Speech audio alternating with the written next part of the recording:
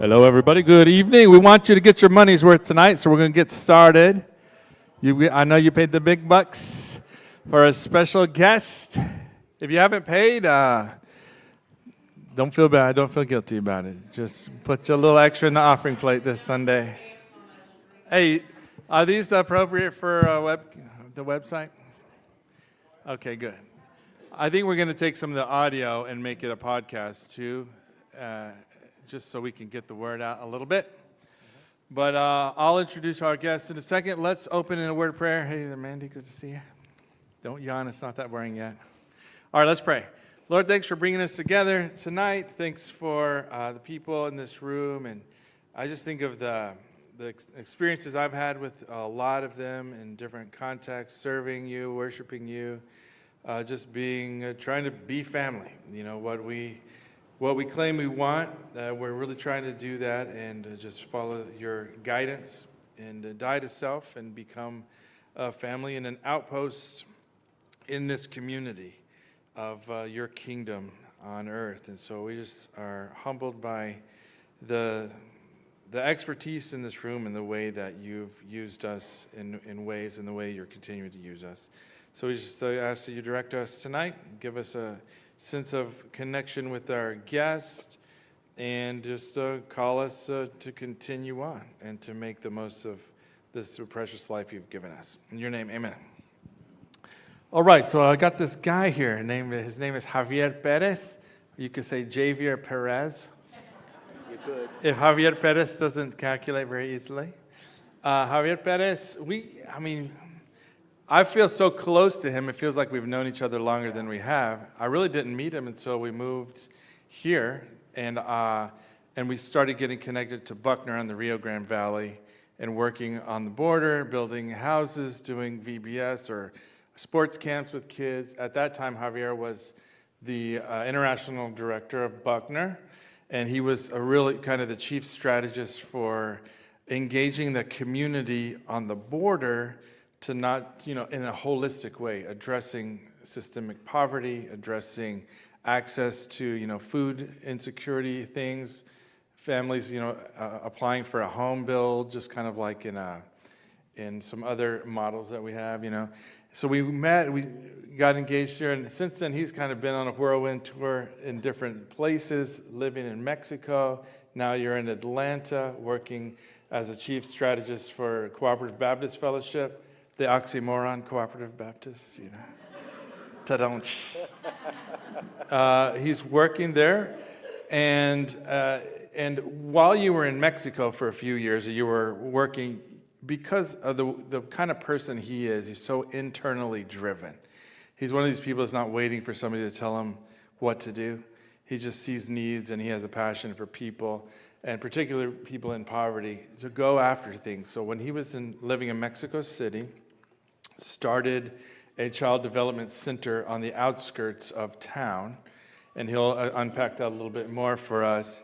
And it's been growing, and it's a lighthouse in the community that's starting to address all of these needs that need to be addressed simultaneously.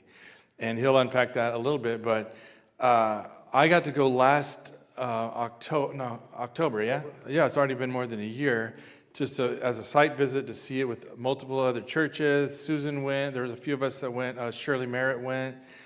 We tried to do, engage in the skills and expertise we had to bring as a nurse, as a psychiatrist, and do some engagement with the community there.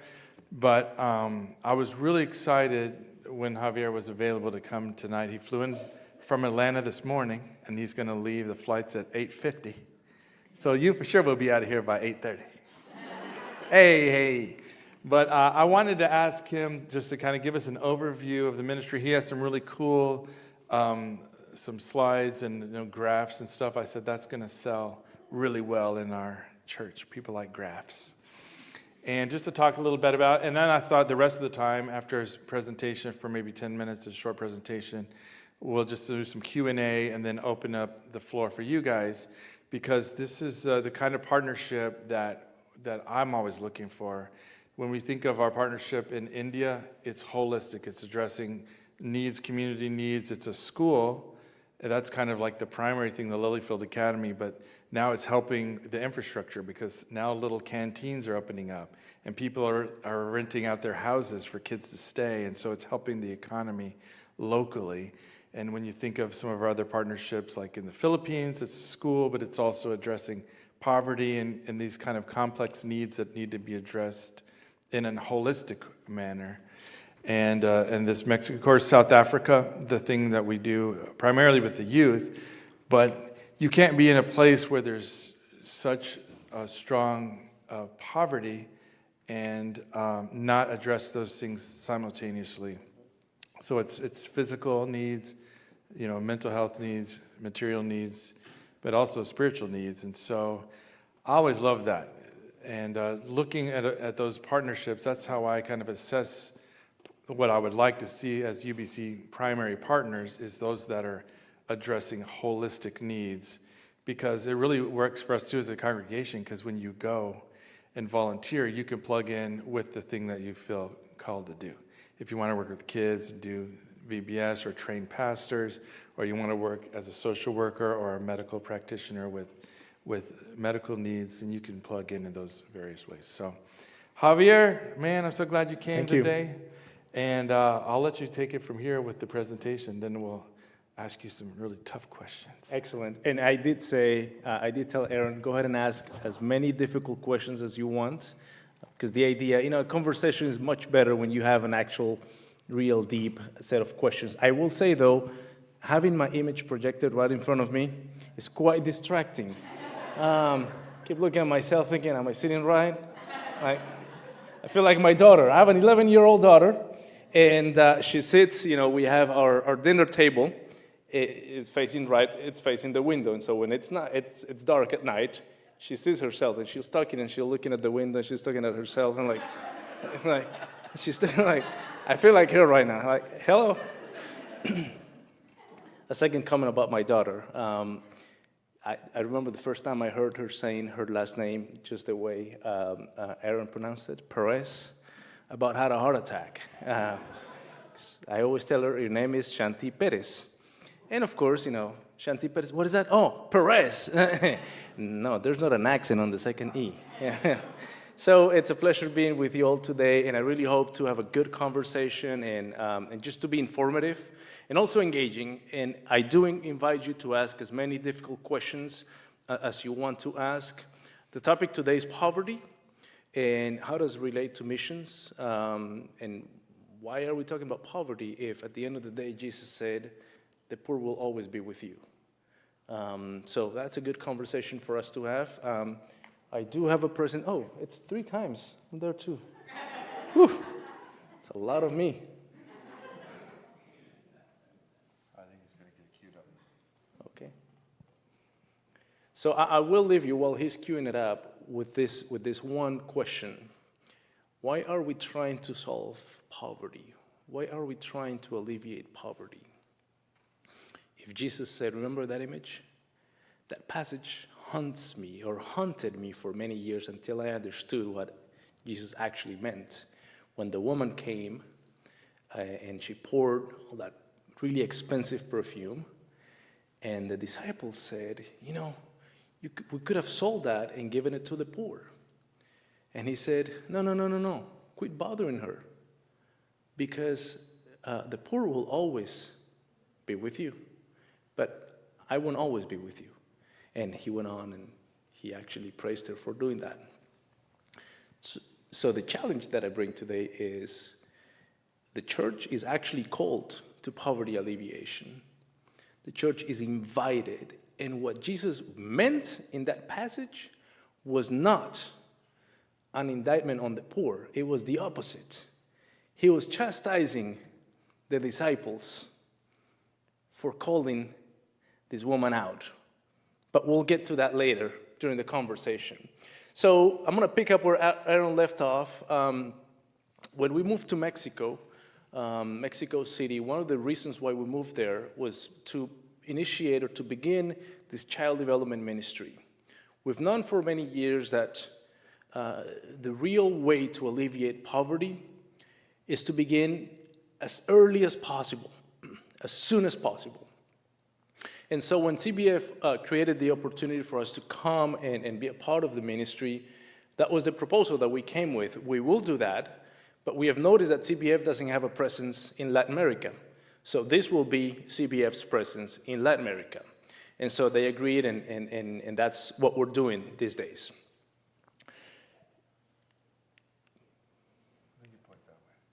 Somewhere. Oh, there it is. The ministry that we founded, it's called Educa. It's not an acronym, it just means educate. It's a mandate to educate. Now, what is this ministry? This ministry is this child, whom some of you have met. But for me to tell you about this ministry, I want to tell you about these three people that you see on the screen. I saw some children earlier. There's no more children here because there's some content that is not child appropriate in my presentation. In order for me to tell you about Educa, I want to tell you about these three people. I want to tell you about Rafa, I want to tell you Maria, and I want to tell you about Abraham or Abraham. Again, and I'm using these three people because some of you met them when you came. When Maria brought her kids to Educa 3 years ago when we started, the children were in a severe state of malnutrition and neglect. Now, right then, we would make an indictment on Maria and say, she's such a bad, lazy mother. Reality is, she is a hard-working mother who has been a victim and a survivor. Truth be told, she wants to be a good mom. She's doing her best. She just doesn't quite know how to. And her reality of poverty is so difficult and so complex that, you know, those of you, I saw someone with a Baylor jacket here, you'll know this. There's so much cortisol in her mind that she's overwhelmed by poverty. Therefore, her self-control, her ability to do what you and I, in a context of comfort, can do, we can keep it together. You know, probably you keep it together better than I do with your kids, but I lose it with my kids at least 10 times a day. And that is under all the right conditions, under all the right circumstances. I have read all the books about child development, about parenting, about what's the right way of doing it, about what's the wrong way of doing it. And guess what? I still lose it with them. I still make all sorts of mistakes. So much so that we have a consequence approach in our household. And lately, our 11-year-old proposed that I should also have consequences. Oh, she's enjoying it so much. It's an effective system, by the way, because like she gets me to do things for her when I lose it with her. And then again, but so when Maria and the children came, this was Rafa, he was, I think, 3 when he first came to us, and Abram, he was, I think he was 6 or 4, can't recall. This was Rafa when he first came to the center. I don't think you can see the pictures well, but that was his entire body. Incredibly lacerated, severely malnourished, neglected. Maria's entire goal was to find somebody to care for her children so that she could come to the U.S. and work, like many families do in this community, and like many families do in Mexico, because this is what they have. You leave your children, you go work. She doesn't necessarily want to leave them, but there's no employment for her. The things that these children have gone through are unbelievable. And I'm not going to give you many details. But what this 4-year-old has seen is the worst definition of sin that you could ever imagine. And sometimes, you know, when they say that working with children is beautiful, I contend that working with these children is not beautiful at all. Because when you're with them, and Rafa is about the same age as my youngest daughter, Shiloh, And they kind of have grown together somehow because they met when we first opened the center, when we first visited them, and they see each other via Zoom often. And so when I see into his eyes, I see my own daughter. And to think that he has gone through that, through incredible pain, inflicted on him by his own father and by other family members, not once, but multiple times. I wish I could tell you that Rafa and Abraham are thriving today and they have passed all their suffering and all their pain. But I cannot tell you that. Because the real world is,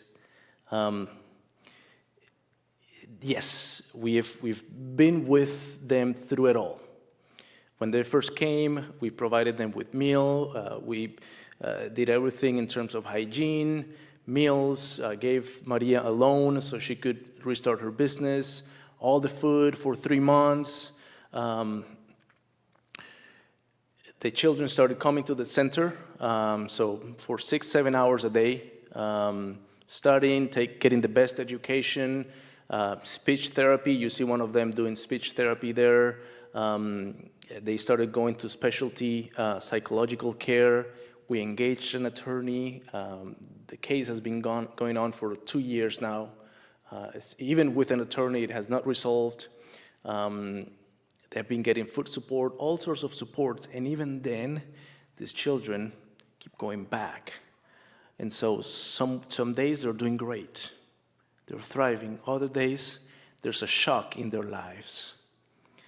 They might have bedbugs, and so they have to throw everything away and move out of that house. So this is the kind of family that we're working with. And this is the best way I can explain Educa, the work that we do. It's basically a radical accompaniment of children and their families. And our commitment is to be with this community and these children for at least 18 years. That is our commitment. We have one goal, is to have these children grow up to become healthy adults that are spiritually thriving, financially sustainable, and emotionally healthy. It's basically the goal you and I have for our children. It's nothing more than that. Except we want to replicate a system, we want to replicate a network of support that by way of them having been born in the wrong zip code, they don't have. And so with the support of the church, that's what we're doing. And we're giving them the best education they could ever have. And we're seeing them as their clients. And the approach that we have is that if they were to pay for this education, it would be a really expensive education that the wealthiest children in Mexico get. And we're asking these teachers to give the best of themselves. The next graph might be a bit too much for the small screens, but this is the approach. This is the intervention. So at the center of it all, we have a thriving child. I'm going to speed up here. But in order for us to have a thriving child, we know that we need a couple of things. We need educational strengthening, and we need family strengthening. It does not happen one way or the other. It has to happen with the two components at the same time. That's a recipe. It's what's known as a two-generation approach. We're working with the child intensely, and you'll see up there speech therapy, math, reading, English, what else? Nutrition. We provide them with 3 high-quality meals a day. And then on the other side, on the family strengthening piece, we have strengthening of the home environment, routines, sleep patterns, family coaching, case management, legal support. There are a couple of things that we haven't quite figured out. They are up there, and one of those is economic strengthening. We haven't quite figured out how to actually strengthen financially these families. That's a part of the equation that we're trying to figure out. That's the model. And what you see right at the top is we know that shocks hit these families every single day. A single shock can send this family right back where we started. They don't have an emergency savings account. Maria will lose her job, and this is it. Actually, Maria's working for us now as a kitchen assistant, and she's thriving, and she's enjoying, and she's growing. We were fearful of hiring Maria because we were thinking, what if we have to let her go? What happens with the children? But we evaluated and took the risk, and she's doing amazingly well.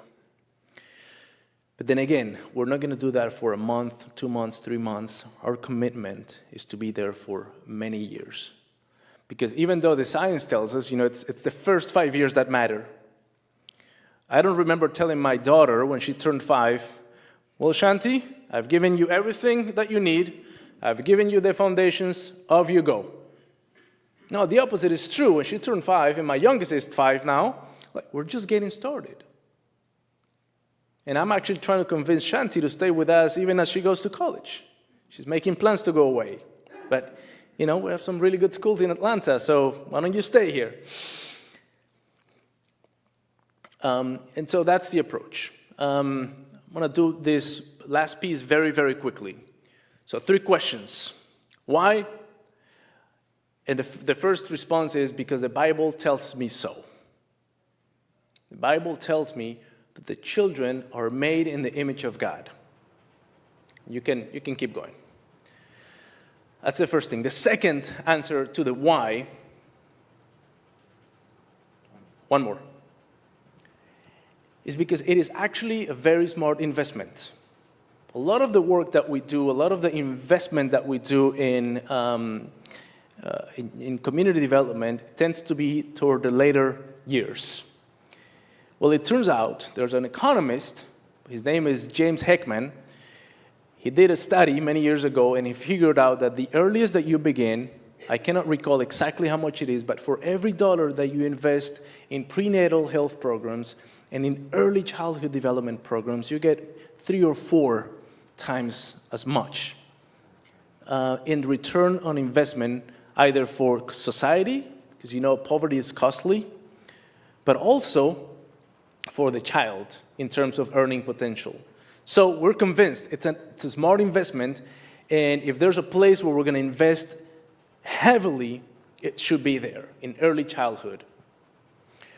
How? Again, very simply put, we want thriving children. In order for us to have thriving children, we have to have thriving adults caring for those children, reducing the sources of stress, promoting supportive relationships, and strengthening the core parenting skills of these parents. And then last but not least, our goal is, because now we've been testing this approach for 3 years, we've been fine-tuning it, we're saying that we know that we're not going to alleviate poverty, we're not going to end poverty for everyone everywhere. But one thing we know is that we want to provide a pathway to hope for at least 10,000 children. And that's the goal, that in the next 10 years, we're going to open 10 child development centers just like this one across Latin American countries or Latin American cities, with the goal to help 10,000 children overcome poverty, with an intense implementation, which is actually very low-cost implementation over the next 10 years. That's it. Back to you, Aaron. Hey, that's crazy. So one of the things when we were talking, I have a lot of questions I'm having to prioritize. But I think give us a little bit of the setting. I think if a lot of people in here have probably been to Mexico, but I think maybe some of our concept is border Mexico. Maybe when it was a little less, chaotic at the border, you could go across, do some border shopping. Or maybe people have been on the beach sides of Mexico and kind of seen some of the touristy areas. This is in Mexico City. It's the second largest city in the whole Western Hemisphere. after Sao Paulo and Brazil. So you think it's the mass, what is it, 26 million or something? It's in 25 million people. So it's a huge modern city. And I tell you, it had like Chanel and Louis Vuitton stores and it had a lot of money. It's like a financial center of a huge country. And I think because of just a lot of the crime happening in Mexico, we just hear about all the narco trafficking, and it's a scary place to go. And we kind of think about the borderlands and some of the, the difficulties that we maybe come in contact with or just learn about when we're doing our Buckner trip. Yeah. But this is Mexico City. It's elevated. People are like, I don't like Mexico. It's too hot. This is up in the mountains. It's nice. This setting is outside in the outskirts of town. It's really, you would think of, if you think of like, I'm trying to think, a lot of countries you might go to and you just see poverty in like shanty villas, town. This is not that. This is like the working poor, like the families in this area. It's on the outskirts of town. The moms are going in, cleaning wealthier people's homes, or the dads are gone for weeks on end doing construction jobs, things like that. You just give it the context of where this is situated in regards to Mexico City and some of the dynamics that people may not associate with some of the stereotypical things we think about with Mexico. I think you did a pretty good job setting the stage.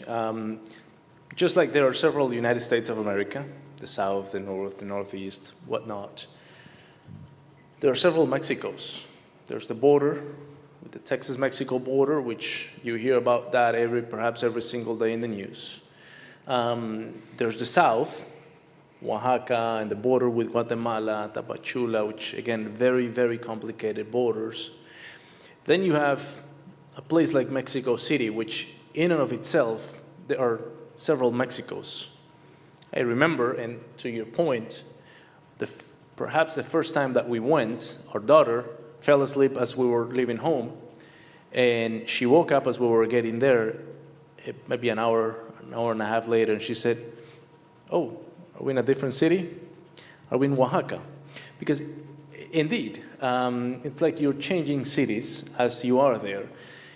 It's right in the middle of the city, this location, but it's in an ecological reserve, a place where you actually shouldn't build, but as it happens, many families moved there and they were pushed there by urbanization, and they have been building there in irregular lots. And so, as you mentioned, there's an interesting mix of internal migrants, people who have migrated from indigenous lands within Mexico, and there's also an interesting mix of families that have migrated. So you have the grandmas and the young children, because the dads have migrated to the United States. And that's one of the things that we're working, if you will, to counter. We know that we're not going to solve that problem with migration, but one thing that we know is that people don't necessarily move because they want to. They move because of what's known as a push factor that pushes people out of where they live, and something else known as a pull factor, basically that invites them to come. And there are basically two. One is safety, and the other is jobs. And whenever there's not an opportunity, that's a push factor. And so we're working really intently to, at least with these few families, to give them the opportunity to stay, if they want to stay. As you mentioned, there's no running water. There's no running water in this location, so they have to always fill it up with trucks that come and fill up the water. That's what we have to do at the center. It's a pain because we have a lot of children that have issues with gastrointestinal issues precisely because of that water. Rafa is one of those children. Even after doing so many things, he keeps getting sick over and over again. And we've done all kinds of testing. There's been deworming, vitamins. And so we asked Maria, could you do a diary of what you're doing with them every day? Just because we want to know why he keeps getting sick. Turns out exactly, it's both the water and the hygiene when they're cooking food. It comes down to something as simple as the water. When we talked about this, you've been in different roles, and like in Buckner Family Hope Center, and then this with Educa, you're addressing poverty, which for one is it's not really, doesn't really grab people, like it's not a theme that people are like, oh yeah, like we talk about human trafficking, everybody sits up, they wake up, hey, that's a theme that I can get energized around. Or we talk about maybe for some of us, church planting or something that's more overtly religious. And I think in your role and in the types of things you're trying to address in a community, and when you talk to church folks who really value personal decisions to follow Jesus, sometimes we haven't done the best job talking about broken systems. We're really good at the individual brokenness and our need to come to Jesus, but we have a weird relationship with broken systems, and we just think, well, maybe if all the individuals come to Jesus, then the systems will take care of themselves. Yeah. But how many generations do we have to keep living through as it kind of trickles up and as people make those personal decisions till we address this? So how do you balance addressing something as big as poverty in this context? You're not doing church planting. And I know in our Buckner relationship, sometimes people are like, hey, well, you should be doing church planting, like some people come from a strategy where that's the first thing you do in a community. So how do you balance that? Because I'm sure that's not a new question. And that's one of the tensions that when we talk about something amorphous, that's really, what is poverty? And it has to boil down to people and a community.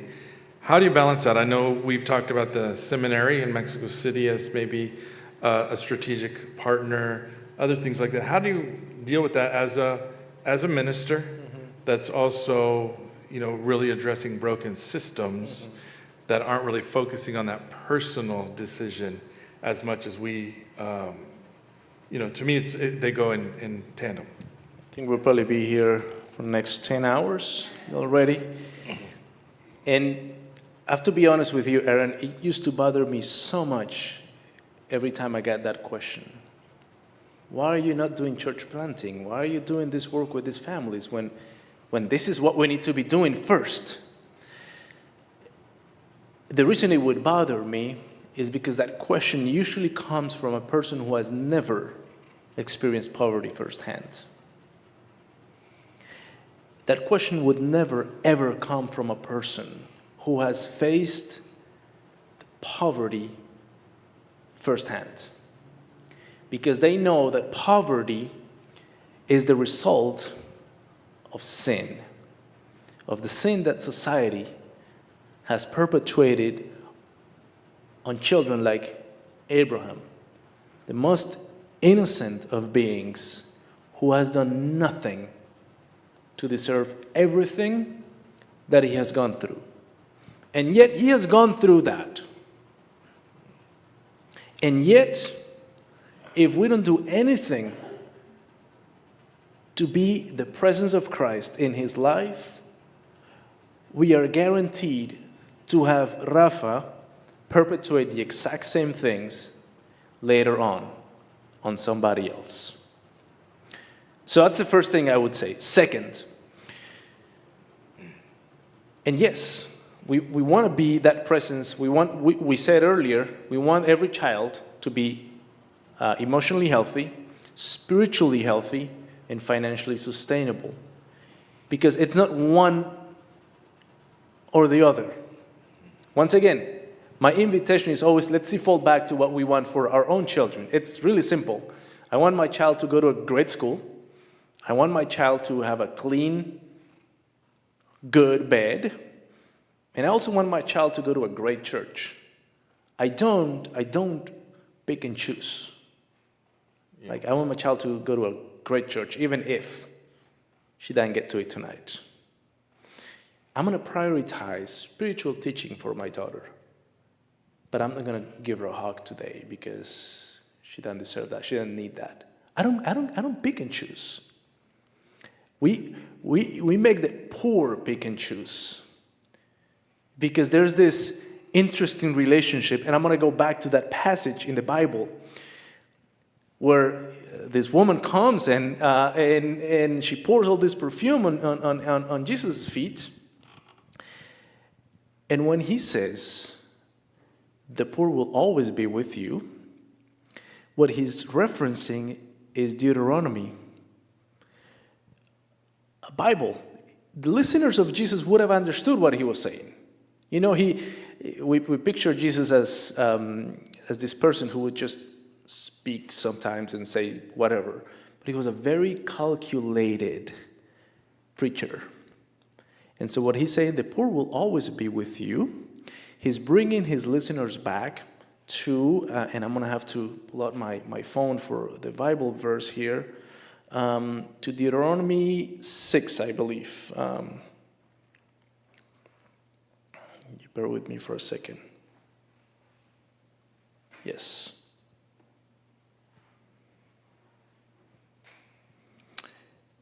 Deuteronomy 15, verse 1. And that verse begins with, at the end of every 7 years, you must cancel debts. And this is, God, in the commandments, they begin to say the year of the Jubilee. And it begins by saying, there will be no poor people among you if you do this. If you cancel debts, if you forgive basically debts, and if you're just. And then he goes on to say, but if you do not do that, then the poor will always be with you. But only because you won't do that. And so what Jesus is saying, the poor will always be with you, is the poor will always be with you precisely for that attitude. You think that we're going to solve poverty because we're going to sell this piece of perfume and give it to the poor? That's charity, he says. We're going to alleviate that poverty, that suffering, only by going back to the root of their poverty. That's what's going on in that verse. And that actually is not an indictment on poverty alleviation. It's the opposite. It's an invitation to consider how it is that we actually solve poverty. And it's going to the root of it. And for us, that looks like going to the beginning, right before a child is born, making sure that they had the prenatal vitamins so that they were born not at a disadvantage, making sure that mom had all the right nutrients and that the conditions were at least decent so that the child wasn't born at a disadvantage already. Could we plant a church? Yes, we should. We absolutely should, which is why those centers, those 10 centers that I mentioned, will be church-based child development centers. But sometimes it's not always easy, because sometimes these communities that we're going to, there's not a church there. And we could either begin with the church or begin with the center. And another thing that we know is that pursuing spirituality, it's usually a higher order type thinking. People get distracted. They're hungry. They're suffering. And another thing that we know is that if a person that has gone through a lot of trauma, and if you present a spirituality, that person will codify that religion, that spirituality, will understand it from their trauma. Therefore, it will not be a healthy spirituality. So we want to help these people go through that healing process so that in due time, when the gospel, the whole gospel is presented verbally, because by the way, we're presenting that gospel, not verbally, but we're presenting it from the moment we come to this community by telling them, God loves you so much.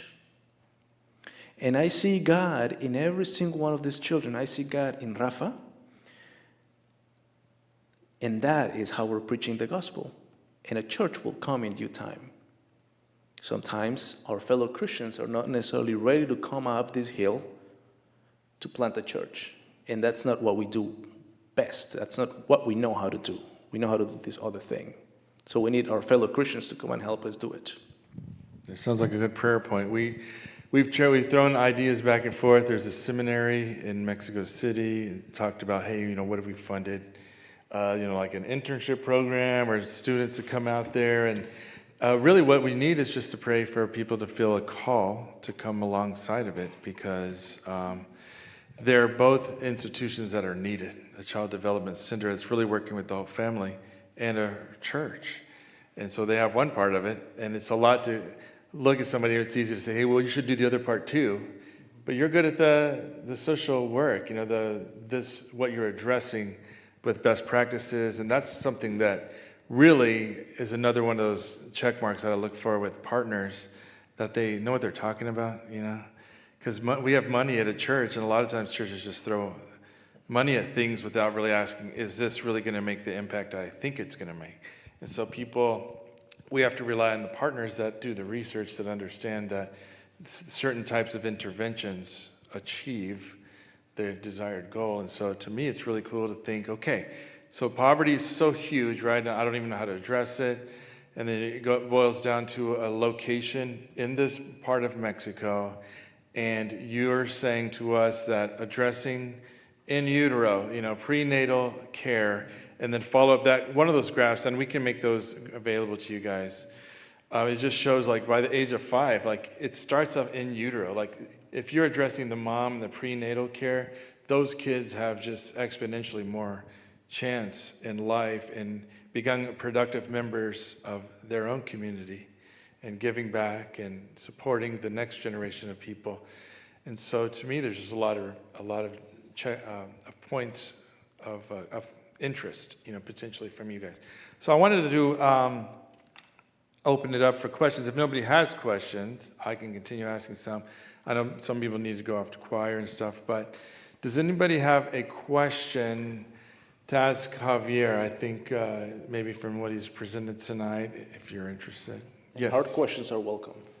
Well, Javier, how do you select the families, the children you're going to work with? Okay.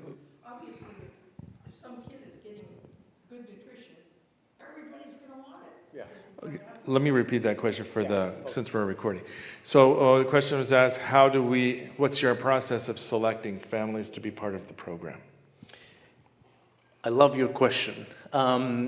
So it begins with us selecting the community. So we have at least maybe 3 or 4 different elements that we're looking for. It's a community where there's a good deal of poverty, an extreme poverty type community. Second, it's a community where we won't find that type of service. And third, it's a somewhat hard to reach community. This is the easiest to reach community that we have so far, but the next communities that we'll be looking for will definitely be harder to reach. So 3 things. And our goal is to reach every single child in that community, because we will know that because we have selected an extreme poverty community, most of the children will have a need.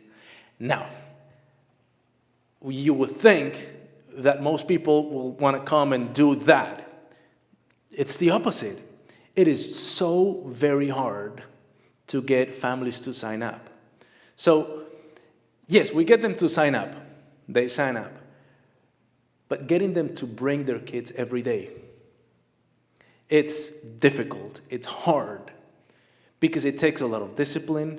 It takes them listening to us, telling them the sort of things that they shouldn't be doing this way or that way. And so we're doing, again, everything we can. I was telling a group at lunch earlier, we're doing everything. We're bribing the parents so they bring the kids. We're offering Six Flags tickets. We're offering whatever we can so that they bring the kids. We're now going to pick up the kids door to door. We're going to do whatever it takes. And those are the communities that we're looking for. Basically, communities where there's not the readiness component, and we'll have to drag the parents to bring the kids to the center every day. We thought it would be easier. Turns out it's really hard to get them to come. And we actually learned later on that there's this thing called the leakage effect. So families register. It happens for programs like this. They register, and then over time, the numbers begin to go down and they fizzle out.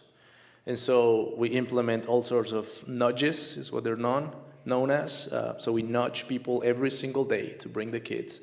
We also offer them tickets and raffles and things so that we maintain a high attendance. Again, it might be a great intervention, But it all hinges on one thing: the children coming every day. And if they don't come every day, then it doesn't work. But I love your question. Thank you. Any other questions? Yeah, Merlin. Well, yeah, it looks like, your staffing there is, full-time staffing. So what are you looking for, from, support from churches? We had a question, he's asking what do you need from a church like us, You come tell your story, we're like overwhelmed and then we're inspired, but, what are you looking for from some people like us? You shouldn't be overwhelmed. That's the opposite. What we're saying. Initially. We're doing it one child at a time. That's the $1 million question, quite literally. That is always the good and also the awkward question. What are we looking for?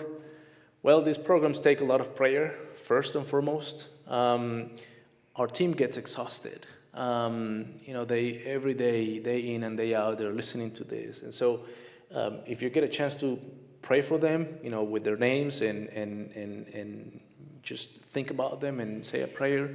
If you get a chance to come and encourage the team, encourage the families, that's the main thing that we're looking for. And then, yes, these programs require funding to keep going.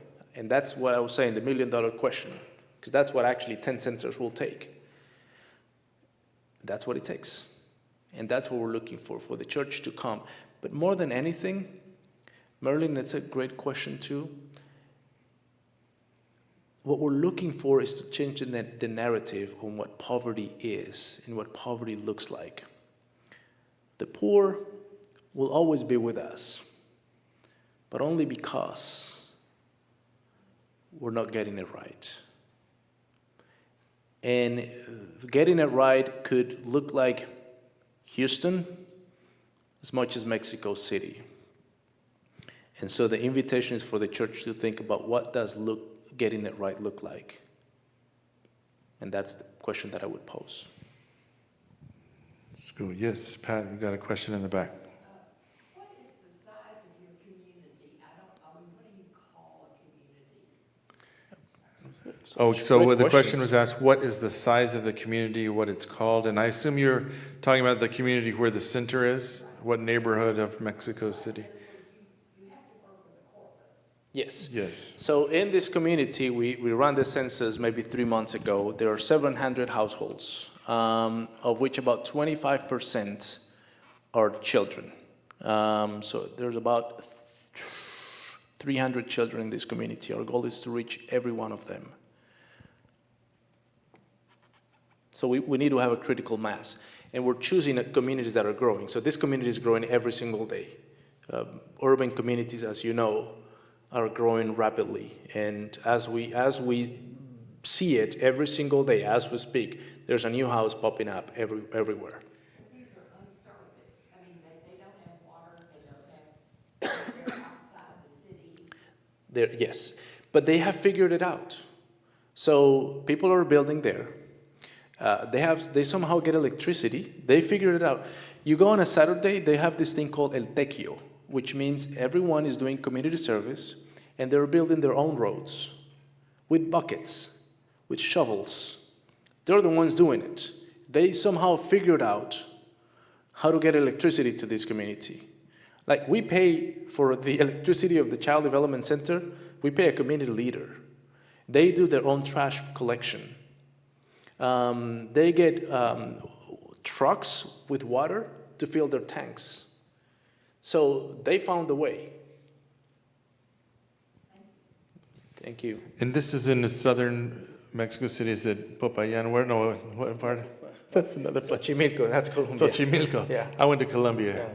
Xochimilco. So I'll tell you how to spell it later. And 10 minutes, what's interesting is 10 minutes, 15 minutes driving distance from this community. There are a couple of ways to get to this community. One is the short way, which is rather dangerous.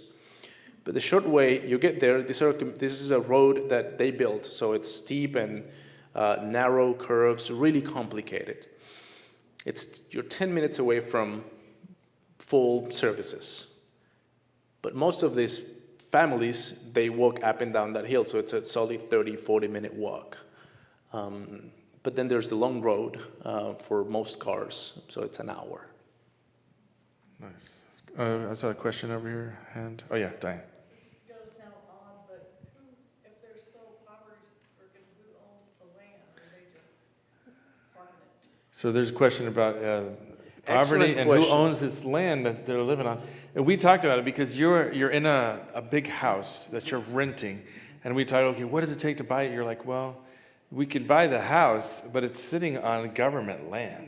You're really not, it's like at any moment somebody could come and just take it away. The odds are against that because there's thousands of people living out in these kinds of places. But it's protected land, right? It's like if people move to like Buffalo Bayou or something and there's like a new village down there. Yeah. It's like protected natural land. It's a beautiful It is. slice of the Yeah. mountainside. Again, great question. So the answer is we don't know. That's the most honest answer. We're actually looking to acquire land right now because we have to. And like, who owns this land? Oh, so-and-so. And when you buy a piece of land, you don't get a title, you get a receipt. Like, oh, and this is it. So it's basically, people are saying this plot is mine. And who's to tell them it's not theirs? So you buy it from them until the next biggest guy comes along and says, Well, once you No, it's build, really- so here's where we're learning the law protects you because once you build, you have a claim on that land. And some of these buildings, again, the most fascinating thing, you get to learn a lot about the corruption in that system, is we have come to find out that a few of the buildings that are in this community are owned either by someone who works for a politician who has found ways to buy land there really cheap, and they have used cash to build these buildings, and they rent them out. But how they bought this land, no one knows. It just someone took it and said it was theirs. Great question, great question. We're actually right in the middle of that, asking lawyers, how do we actually make a claim on this land when we shouldn't? it's rough. The plan is 10 centers. Where do you go next, and what are you looking for? So the question is, fantastic there's question. 10 centers. Your vision is 10 centers. How many? 10,000 kids? 10,000, yeah. So about 1,000, give or take. And where do you go next? That's the next question. How do you have that kind of vision, and what are you thinking? Very good question. So the next center will be in Mexico too, in the state of Oaxaca, which is 6 hours from Mexico City.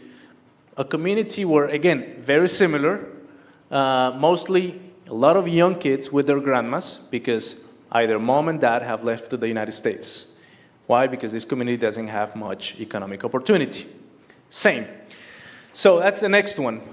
We're exploring Dominican Republic. There's a community in the Dominican Republic about an hour and a half away from Santo Domingo.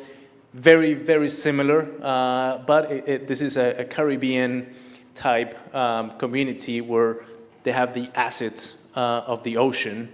It's still a community mired in poverty.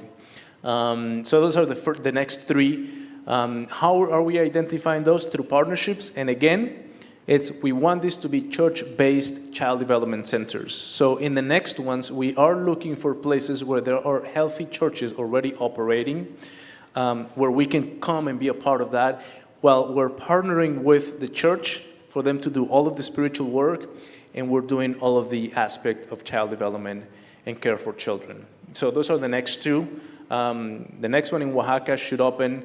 So we have a model where we're not opening the center year one. We're basically engaging with them for the first year, providing basic services, bringing pediatricians, bringing dentists, and then next time bringing a food brigade or something like that for the first year while we gain their trust. Then the second year we begin after-school programs.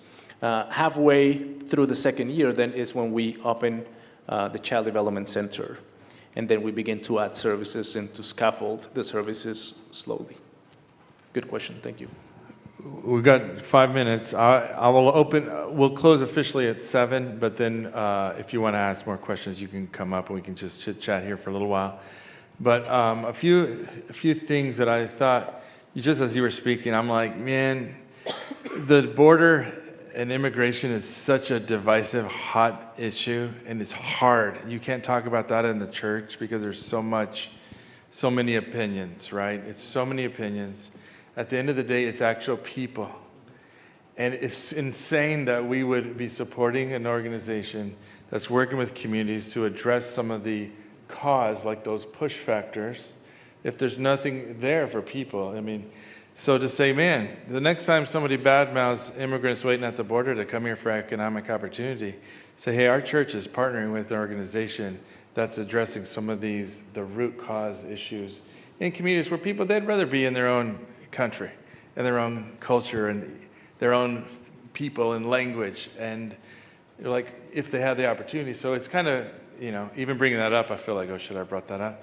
But to me, it's neat, because to me, it's like this is the church addressing like even deeper than the surface level fights and arguments that we get into, to say, man, let's address some of these root cause, and it's actually biblical. We're addressing poverty, we're addressing spiritual needs of people. It's holistic. So to me, I'm really proud of that. We had lunch with a lot of the staff that were available today, just to kind of brainstorm, because I wanted the staff to know Javier, and as well, just so they can think from their own vantage point, from their roles at UBC, how they could maybe potentially partner.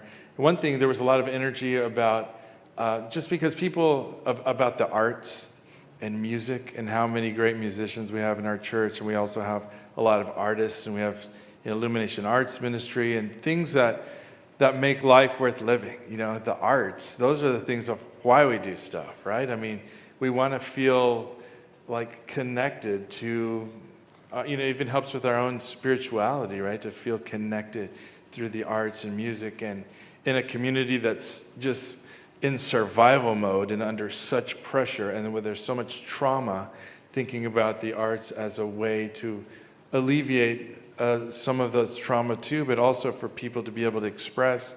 So we're even thinking about, maybe our next engagement with you guys maybe over this spring break or sometime in the near future, to do like an arts camp, and Bart get out there. I told him he'd get his keyboard and he'd be like all request hour, and get other people doing other types of art, just so people can come together as a community. They don't come to the thing, that was your question too. They don't trust these outsiders. They don't trust each other. They've abused each other, hurt each other. So a lot of this is community development, just so people can come out of their houses, learn to trust each other, and they can probably accomplish more as a group. One last question. We got Todd here. Can I say something, Yeah. Aaron? I just make a quick comment, about immigration. I used to shy away on the immigration topic. I'm an immigrant myself, so it's like, really?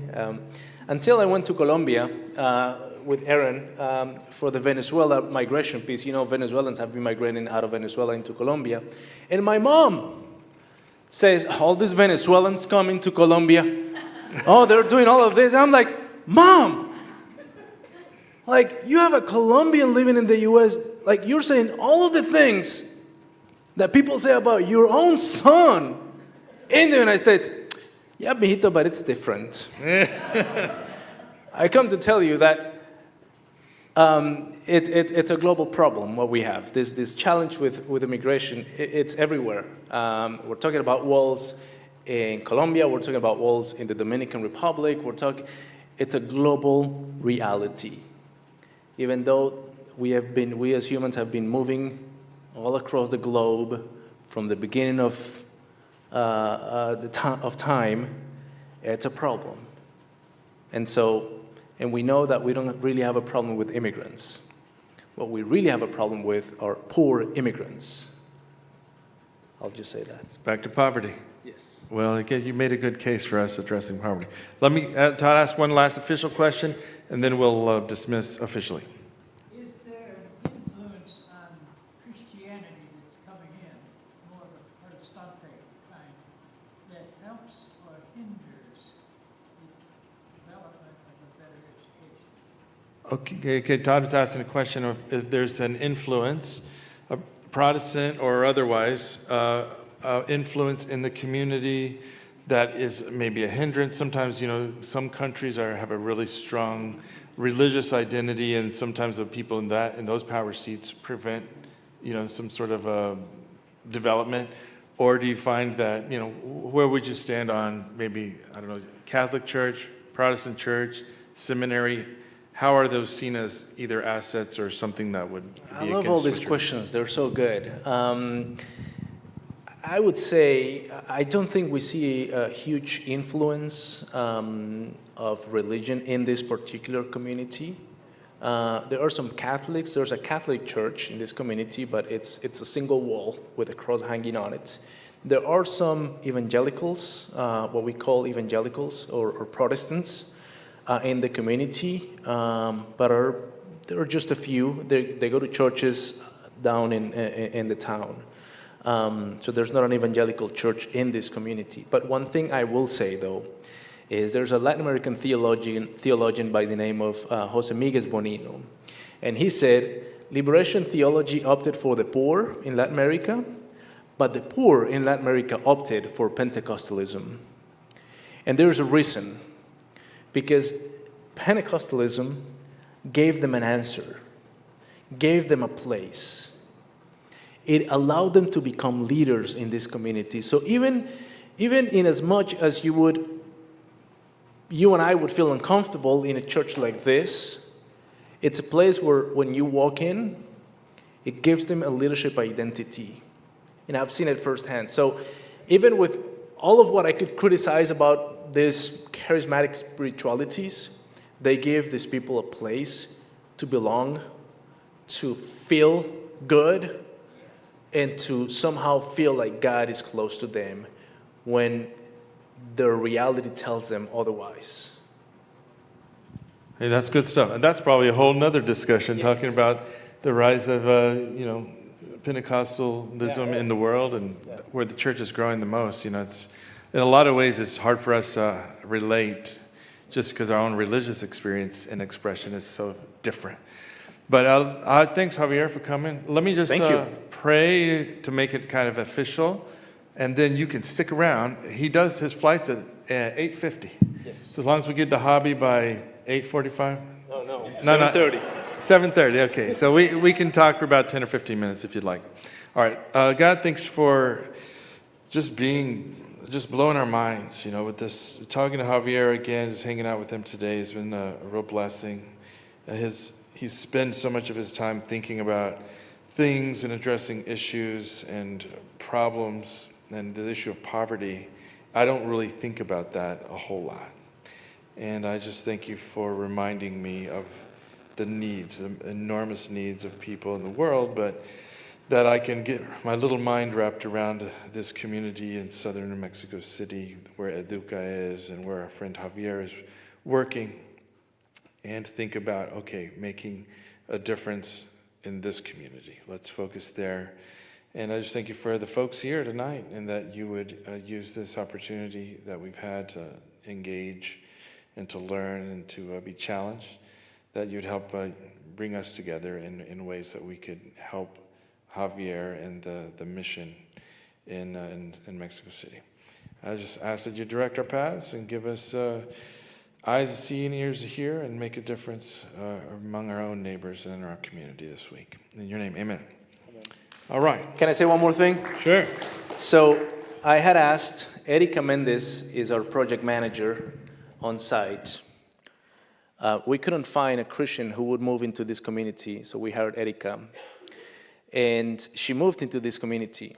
And she is the face of Christ. And I asked her earlier, hey, can you send me a picture of you with the 3 children? And she said, I'm realizing I don't have a single picture of them with me. After 3 years she is their godmother to this day. And this lady has been with these kids. Like, if she weren't there, I don't think where they would be today. So, yeah, she just sent them to me as we were speaking. She said, sorry, I just made it.